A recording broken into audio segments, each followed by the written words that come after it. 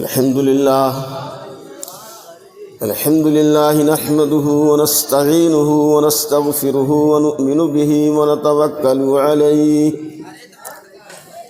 ونعوذ بالله من شرور أنفسنا ومن سيئات أعمالنا من يهده الله فلا مضل له ومن يضلله فلا هادي له ونشهد أن لا إله إلا الله وحده لا شريك له وأشهد أن سيدنا وحبيبنا ومولانا محمدا عبده ورسوله أما بعد فأعوذ بالله من الشيطان الرجيم بسم الله الرحمن الرحيم يا أيها الذين آمنوا استعينوا بالصبر والصلاة إن الله مع الصابرين. وقال الله تعالى ومن يتق الله يجعل له مخرجا ويرزقه من حيث لا يحتسب. وقال النبي صلى الله عليه وسلم خيركم من تعلم القرآن وعلمه أو كما قال عليه الصلاة والسلام.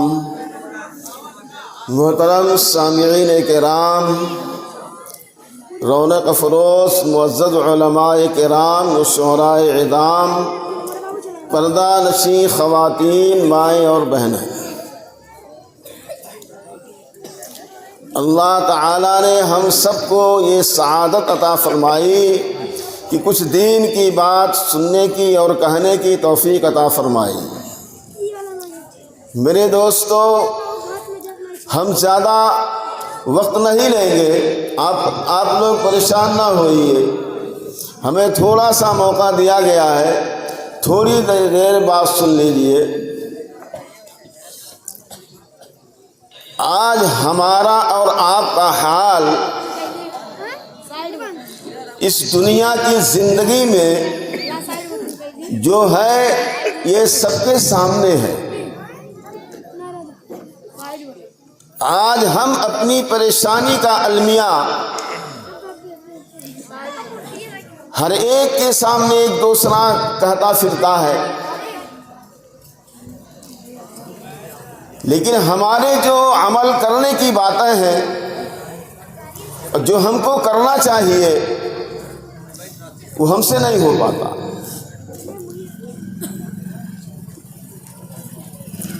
آج ہم اور آپ یا ہماری مائیں اور بہنیں نماز کی کتنی پابندیاں کرتی ہیں. ہر گاؤں کی مسجدیں خالی ہیں. نماز تو بڑے دور کی بات ہے، ہمارا آپ کا لباس بھی شرعی نہیں ہے، ہمارا آپ کا چہرہ بھی شرعی نہیں ہے. حضور پاک صلی اللہ علیہ وسلم کی سنت کو ہم رات دن کترتے رہتے ہیں، ہمیں ہوش بھی نہیں. ہم کیا کر رہے ہیں؟ نہ ہم لباس کے اعتبار سے مسلمان ہیں، اور نہ چہرے کے اعتبار سے مسلمان ہیں، اور نہ عبادات کے اعتبار سے مسلمان ہیں. میری مائیں بہنیں، آپ بھی سنیں. اور یہ دین مبارک، یہ دین اسلام، یہ قرآن اور حدیث کتنی محنت سے، کتنی مشقت سے ہم سب کے پاس آیا ہے. صحاح ستہ کی حدیث کی 6 بڑی بڑی کتابیں ہیں. ہمارے علماء کرام کی بڑی قربانیاں ہیں. یہ جو علماء کرام آپ کے سامنے اسٹیج پہ جلوہ افروز ہیں، سب نے صحاح ستہ کا دور کیا ہے. وہ صحاح ستہ کی حدیثیں ہم تک کیسے پہنچی؟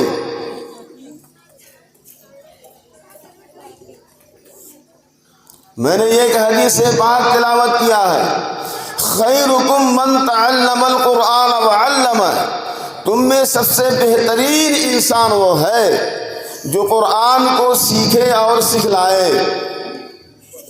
آج ہمارا اور آپ کا معاشرہ، ہماری اور آپ کی ذہنیت کیا ہے؟ خدا پاک کی قسم اس کے بالکل برعکس ہے۔ کان کھول کر کے سن لو، آپ اپنے بچوں کو پہلے دین کی تعلیم سکھائیے۔ اگر آپ کو قبر کے اندر آرام سے رہنا ہے تو اپنے بچے کو پہلے دین کی تعلیم سکھائیے، پھر اس کے بعد آپ ڈاکٹر بنائیے، انجینئر بنائیے، پروفیسر بنائیے، لیکن سب سے پہلے اپنے بچے کو دین کی تعلیم سکھائیے، قرآن کی تعلیم سکھائیے۔ یہ ایک واقعہ سنا کر کے میں اپنی بات ختم کروں گا، زیادہ دیر نہیں آپ سے لوں گا۔ حدیث پاک ہم تک کیسے پہنچی؟ ایک ایک حدیث حاصل کرنے کے لیے علماء کرام نے فاقے کیے ہیں، بھیک مانگی ہے، دروازے پہ جا جا کر کے بھیک مگائی کی ہے، تب جا کر کے یہ حدیث، یہ صحاح ستہ کی کتابیں ہم تک پہنچی ہیں، ایسے نہیں پہنچ گئی۔ ایک بر اعظم سے ایک انسان وکی ابن مخلد نکلتا ہے اور دوسرے بر اعظم میں آتا ہے، ملک بغداد کے اندر آتا ہے، یہ ایشیا سے چلتا ہے اور یورپ سے چلتا ہے اور ایشیا میں آتا ہے۔ کیوں؟ علم حدیث سیکھنے کے لیے۔ اس وقت امام احمد بن حنبل رحمۃ اللہ علیہ ہر حدیث کا درس دیتے تھے بغداد کے اندر۔ وہاں سے چل کر کے یہ آئے۔ کیسے آئے؟ ایک بر اعظم پار کر کے دوسرے بر اعظم میں آ رہے ہیں۔ وکی ابن مخلد یہاں جب پہنچتے ہیں تو پتہ یہ چلا کہ بادشاہ وقت نے ان کو قید کر لیا ہے اور حدیث کا درس دینے سے منع کر دیا ہے۔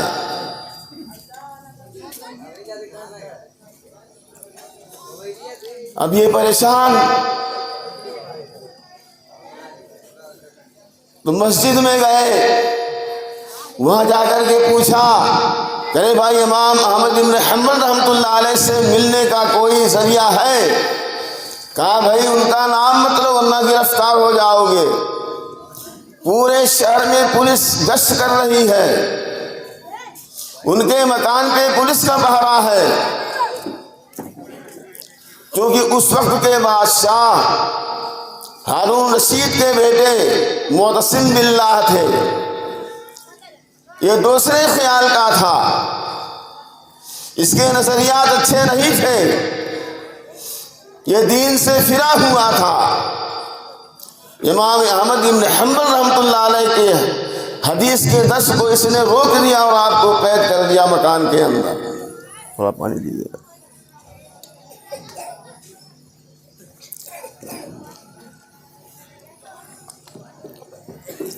درود شریف پڑھ لیں۔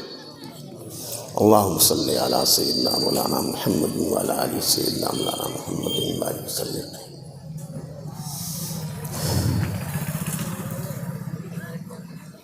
امام وکی ابن مخلد یہ مسجد میں جاتے ہیں، بطور رہنمائی کے ایک آدمی سے پوچھتے ہیں، ارے بھائی ان کے مکان تک نہ جاؤ، کم سے کم رہنمائی کر دو کہ امام کس مکان میں تشریف فرما ہے۔ وہ آدمی کہتا ہے کہ ٹھیک ہے، آپ میرے پیچھے پیچھے چلیے اور میں جب مڑ جاؤں گا سمجھو وہی حضرت کا مکان ہے۔ یہ ترکیب، اس ترکیب سے پہنچتے ہیں امام احمد بن حنبل رحمۃ اللہ علیہ کے مکان پر حدیث کا درس لینے کے لیے۔ امام صاحب کے دروازے پہ پہنچتے ہیں تو آواز لگاتے ہیں، الاجر رحمکم اللہ، الاجر رحمکم اللہ۔ اور اس سے پہلے اس سے پہلے کہ آپ جاتے ہیں جہاں بھیک منگوں کی ٹولی رہتی ہے، اس ٹولی میں جاتے ہیں اور اس ٹولی میں جا کر کے بھکاریوں کا لباس پہنتے ہیں، ایک چھڑی لیتے ہیں اور ایک کشکول گدائی لیتے ہیں اور امام صاحب کے مکان سے 4 5 6 گھر سے پہلے آپ صدا لگاتے ہیں الاجر رحمکم اللہ، الاجر رحمکم اللہ۔ کوئی آپ کے جھولی میں جو ڈالتا ہے، کوئی کھجور ڈالتا ہے، کوئی چاول ڈالتا ہے، کوئی روٹی ڈالتا ہے۔ اس ہیلے بہانے سے امام احمد بن حنبل رحمۃ اللہ علیہ کے مکان پہ پہنچتے ہیں۔ آپ یہاں پہنچتے ہیں، آواز لگاتے ہیں الاجر رحمکم اللہ۔ امام صاحب مکان کے اندر تشریف فرما ہے، تھوڑا سا کھڑکی سے جھروکے سے دیکھتے ہیں کہ کوئی سوال کر رہا ہے، تو آپ فرماتے ہیں کہ حضرت میں بھیک مانگنے نہیں آیا ہوں، یہ ہم نے صورت بنائی ہے آپ سے ملنے کی۔ میرے دوستو، حدیث اس حالت سے ہم تک پہنچی ہے، آپ مجھے اسی بہانے حدیث کا 2-3 حدیث بیان کر دیجئے۔ تو کہا ٹھیک ہے، اور گھر کے سامنے پولیس کھڑا ہے۔ امام صاحب نے کہا 5 منٹ میں ایک حدیث، 5 منٹ میں ایک حدیث، 5 منٹ میں ایک حدیث۔ 15 منٹ تک دروازے پہ وہ کھڑے رہے۔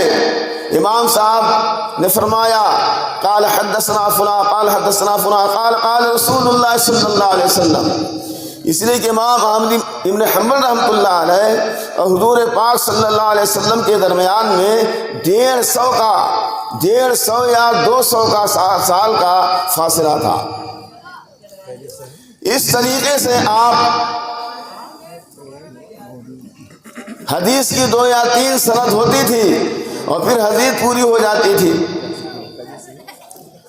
اور یہ طریقہ 3 دن نہیں، 3 مہینہ نہیں، 3 سال تک اپناتے رہے۔ وکیع بن خالد 3 سال تک بغداد کی گلیوں میں بھیک مانگتے رہے اور حدیث کا درس دیتے رہے امام احمد بن حنبل رحمۃ اللہ علیہ سے۔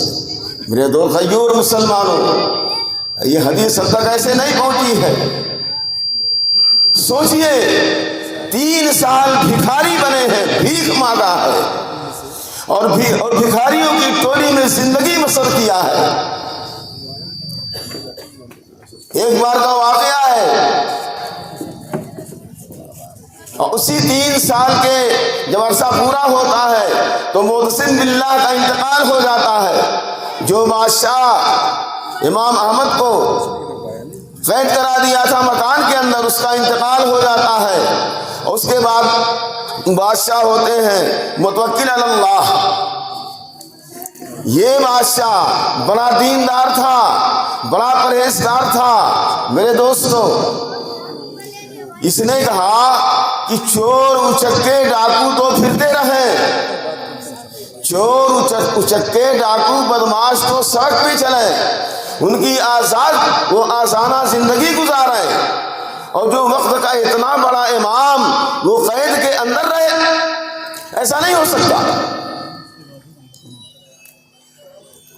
اس بادشاہ نے امام صاحب کے پاس اپنے خادم بھیجا اور کہا کہ امام صاحب کو گھر سے نکالو، اور اسی شہر میں امام صاحب کے لیے، امام احمد بن حنبل رحمۃ اللہ علیہ کے لیے ایک بہت چوڑا کشادہ میدان مرتب کیا اور اس کو قاعدے سے بچھوایا اور وہاں کھانے پینے کے دیگ چڑھائے۔ تاریخ میں لکھا ہے کہ 1.5 لاکھ 2 لاکھ طالب علم آ کر کے امام احمد بن حنبل رحمۃ اللہ علیہ کا درس لیا کرتے تھے۔ 1 لاکھ 1.5 لاکھ طلبہ ہوتے تھے، اور اس بادشاہ نے سب کے کھانے کا نظم کیا۔ اسی دوران وہی وکیع بن مخلد جو ایک بر اعظم چھوڑ کر کے دوسرے بر اعظم میں آئے ہیں، یہ بھی پہنچتے ہیں۔ امام احمد بن حنبل رحمۃ اللہ علیہ ان کو پہچان لیتے ہیں، کہا قریب آؤ قریب آؤ، اور جب وہ قریب آتے ہیں امام احمد بن حنبل رحمۃ اللہ علیہ اپنی چادر کو بچھا دیتے ہیں۔ میرے دوستو، یہ ہے اعزاز۔ میں زیادہ وقت نہیں لینا چاہتا، کہنے کا خلاصہ یہ ہے کہ یہ علم دین ہم تک آسانی سے نہیں پہنچا ہے، ہم اور آپ اس کی نیلامی کر رہے ہیں۔ دین پہ نہ چلنا گویا کہ ہم کو اللہ کا خوف نہیں ہے، حضور پاک علیہ السلام کا خوف نہیں ہے۔ آقا فرما رہے ہیں تم میں سب سے بہترین انسان وہ ہے جو قرآن کو سیکھے اور سکھلائے۔ آج ہمارا اور آپ کا خیال کیا ہے؟ ہمارا اور آپ کا خیال اس کے بالکل برعکس ہے۔ میرے دوستو، سب سے ضروری اور اہم بات یہ ہے، اس اسٹیج سے پیغام دیتا ہوں کہ اگر اس دور میں جینا ہے، سکون سے جینا ہے، گھروں میں برکتیں لانی ہیں، گھروں سے بیماریوں کو دور کرنا ہے، گھروں سے پریشانی کو دور کرنا ہے، میرے دوستو خود نمازی بن جاؤ، اپنے بچوں کو نمازی بنا دو، اپنی اہلیہ اپنی بیٹیوں کو نماز پڑھنے کی تاکید کرو۔ میرے دوستو، جس گھر میں نماز پڑھی جاتی ہے یا قرآن کی تلاوت کی جاتی ہے، اس گھروں سے شیطان بھاگ جایا کرتا ہے۔ اللہ کی رحمتیں، اللہ کی تجلیاں، اللہ کے انوار اس گھر کو ڈھانپ لیتے ہیں۔ ہم سے آپ سے نہیں ہو پاتا ہے۔ یہ کوئی فسانے کی بات نہیں ہے، خدا پاک کی قسم کھا کے کہتا ہوں، آزما کر کے دیکھ لو، اپنی بچیوں کو پردے میں رکھو، پردے کا بہت ہی خیال کرو، اور قرآن پڑھنے کی عادت ڈالو۔ فجر کے بعد ہر گھر کے اندر قرآن کی آواز ہونی چاہیے، قرآن کی تلاوت ہونی چاہیے، اور ہر ایک فرد نماز کا عادی ہو جائے۔ آپ بھی نماز کے عادی ہو جاؤ۔ عمریں کھسک گئی ہیں، 40 سال کے ہو گئے، 60 سال کے ہو گئے، 70 سال کے ہو گئے، کب خدا کو یاد کرو گے؟ فَاذْكُرُونِي أَذْكُرْكُمْ، اللہ ارشاد فرماتے ہیں فَاذْكُرُونِي أَذْكُرْكُمْ، تم مجھے یاد کرو گے میں تمہیں یاد کروں گا۔ میرے دوستو، بات کچھ اور کہانی تھی، لیکن بات اپنی میں ختم کرتا ہوں۔ اللہ تعالی ہم سب کو کہنے سننے سے زیادہ عمل کی توفیق عطا فرمائے۔ وآخر دعوانا الحمد للہ رب العالمین۔